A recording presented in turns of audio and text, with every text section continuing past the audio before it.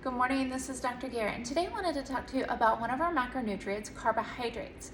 Now, carbohydrates are one of the most readily assimilated macronutrients within our bodies. So our body can utilize it the fastest for energy. That's why at 2:30 in the afternoon, you tend to get a little slump where you're feeling tired and you're craving something either sweet or a soda or something like that to give you a little bit of energy, because your body knows that it can use a carbohydrate for quick energy.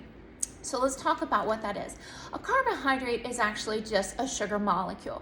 When ingested, enzymes within our mouth start to trigger signals to our brain and to our stomach, hey, we've got a carb coming in. We can use this for energy.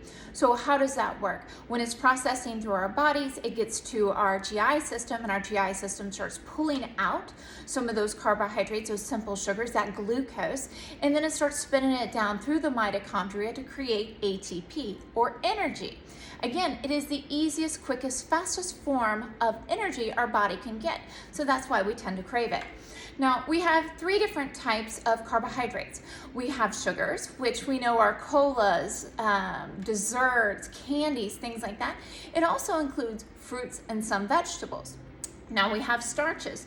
These can be some vegetables, some fruits, but mainly grains like pasta, bread, things like that. And then we have fiber. Fiber can be a combination of some of our grains as well as most of our fruits and vegetables. So those are our three forms of a carbohydrate. Now, a lot of people say, oh, I need to stay away from fruits because fruits are going to raise blood sugar. I don't need that in my body, that sort of thing. Well, let's kind of talk about that a little bit, because that's a little bit of a myth. So carbohydrates do raise blood sugar. It is a sugar molecule, but we have a glycemic index. The glycemic index tells us a propensity for how a carbohydrate is going to raise or spike that blood sugar in the body. So we have a high glycemic index. These are going to be things like candies, sodas, sugary desserts, things like that. And then we have some that are on the other end, which are low glycemic index, which will be fruits and vegetables. Those are going to be things that do not cause the blood sugar to spike. So with a fruit sugar, our body can actually use it and digest it a lot faster than it can a bread or a cola, whether it's a different kind of sugar or a different kind of starch. So I want you to think about this just for a second. So 1 cup of pasta, what you're going to eat with spaghetti, it's going to have about 35 grams of carbohydrates in it. Now, that pasta bread on average takes you about 3 hours to digest. So it's sitting in your stomach, you're feeling bloated, you're feeling full, you're not quite getting all of that energy out of it because it sits in the stomach for 3 hours before it can go through the intestines and have that energy pulled out of it. Now, take that in consideration with a cup of strawberries. A cup of strawberries is going to have about 11 carbohydrates in it. It has a very low glycemic index, so you're not going to raise the blood sugars really high.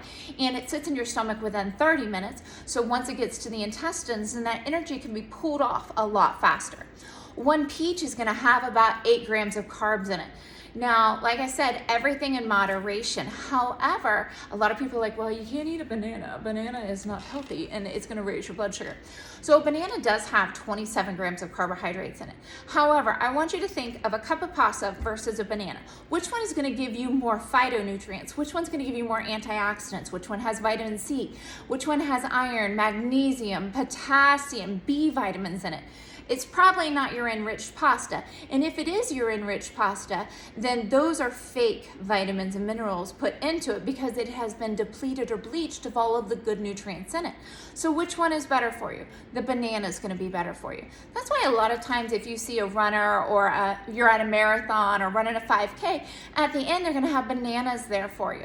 Why? It's going to replace your potassium, your magnesium. It's going to help kind of relax out your muscles, but it also has protein in it. It has carbohydrates for a really quick energy absorption.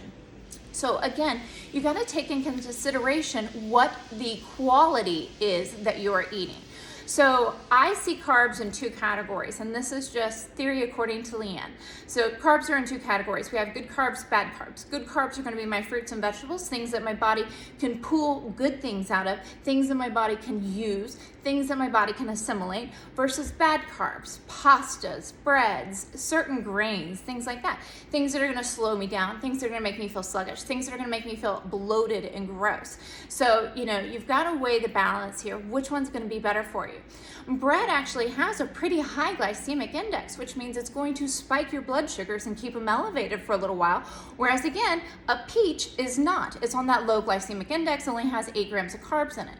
So again, take into consideration what's going to work best for your body.